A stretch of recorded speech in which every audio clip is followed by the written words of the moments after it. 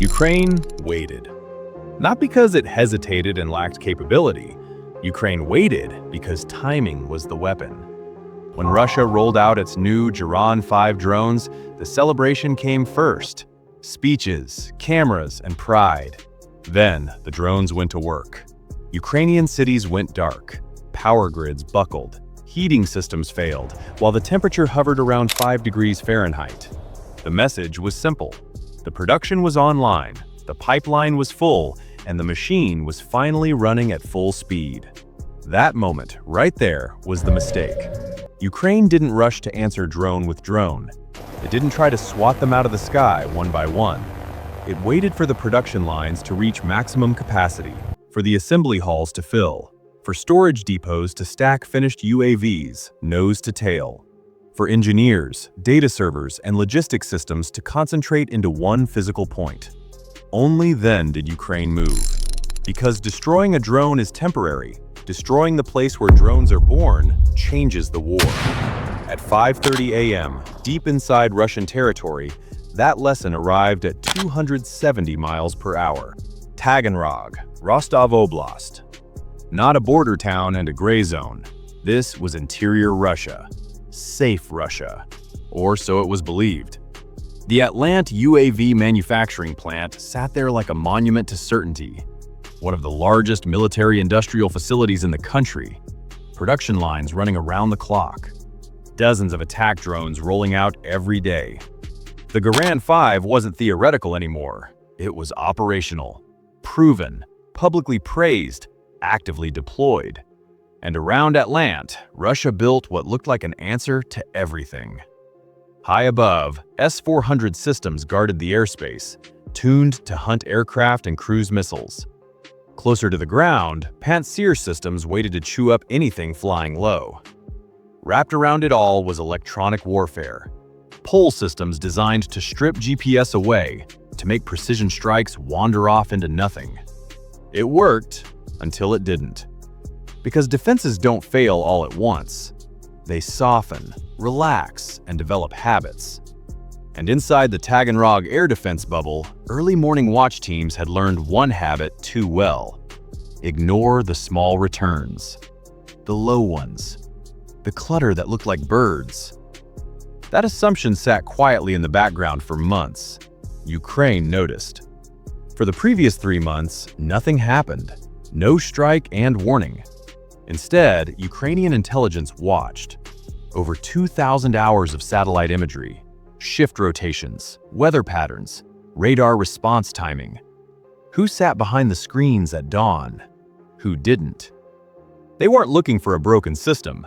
They were looking for a human one. And what they found wasn't a gap in technology. It was a rhythm. Early morning, snow on the ground, confidence built from weeks of quiet skies. A small mistake, repeated often enough, stops feeling like a mistake. It becomes routine. Routine becomes doctrine. Doctrine becomes vulnerability. By the time Russia reinforced the area with a new 96L6E radar, powerful, sensitive, and manned by an experienced crew, it thought the problem was solved. What it didn't realize was that the clock had already started.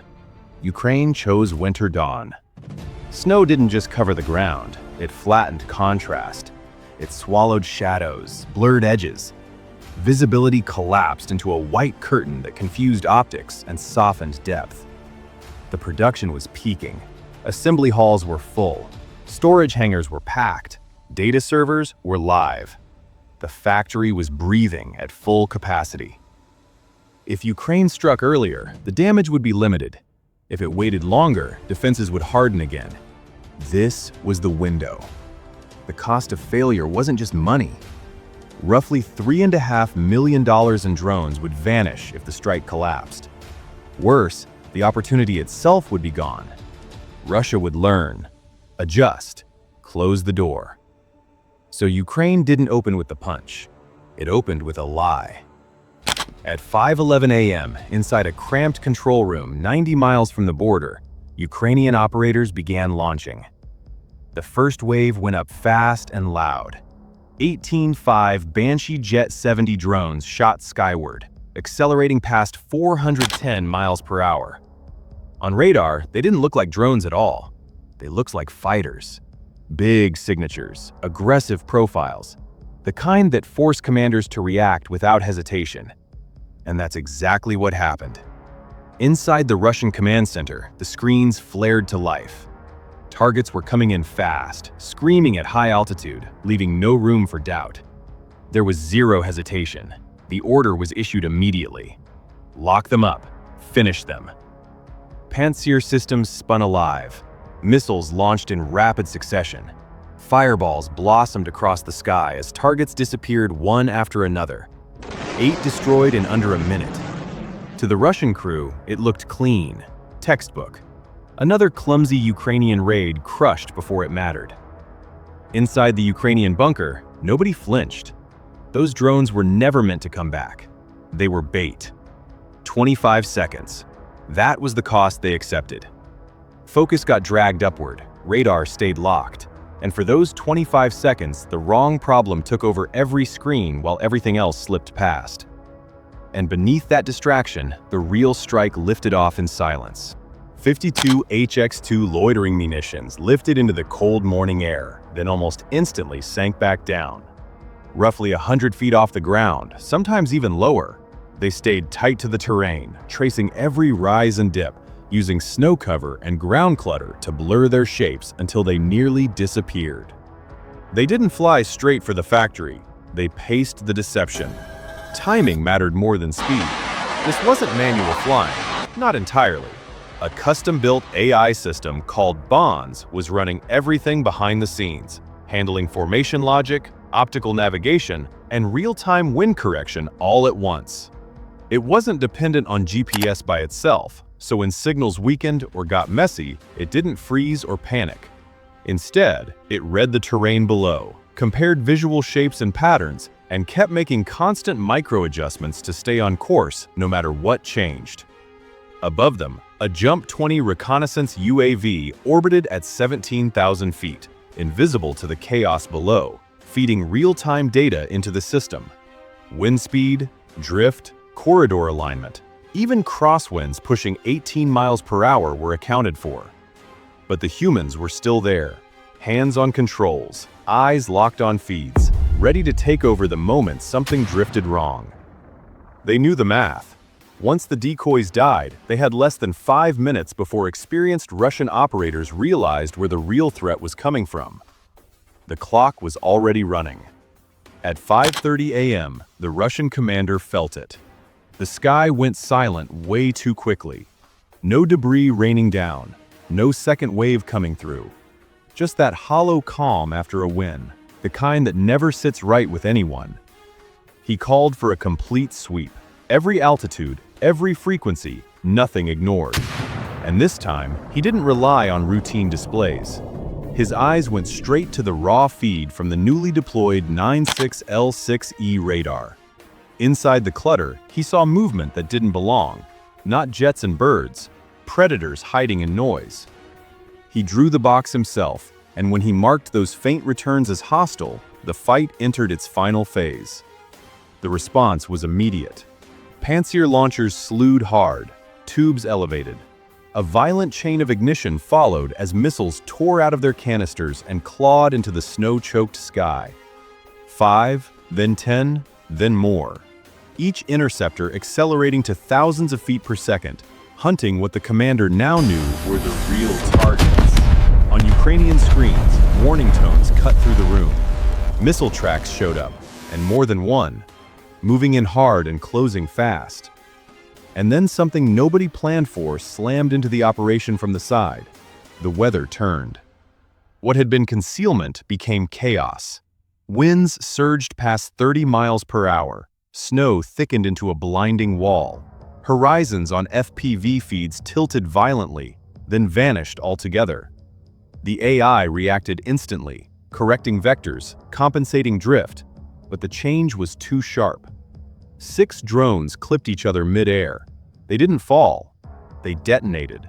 5 bright flashes tore open the white sky, scattering fragments and shockwaves through the formation. On the consoles, icons vanished in rapid succession. Red warnings stacked, the swarms staggered. And still, the missiles kept coming. For the first time since launch, the mission was genuinely slipping. The AI had reached the edge of its playbook. Every pre-calculated maneuver was exhausted. Every deception layer had been spent. What remained was human judgment, and one final option the operators hoped they wouldn't need. The commander's voice crackled across the Russian channel, thick with confidence now. He could smell the collapse. To him, this was over.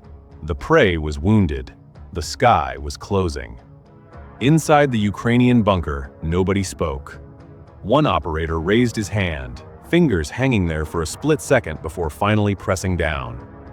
AL-50 decoys were released. They didn't burn bright like heat flares. They didn't try to outshine anything. They simply deceived. Each decoy erupted with radar and infrared signatures magnitude stronger than the drone releasing it. Suddenly, the missile seekers saw something irresistible. Targets brighter, hotter, louder than anything else in the sky. The interceptors broke hard. One after another, they peeled away from the real drones, chasing phantoms that didn't exist.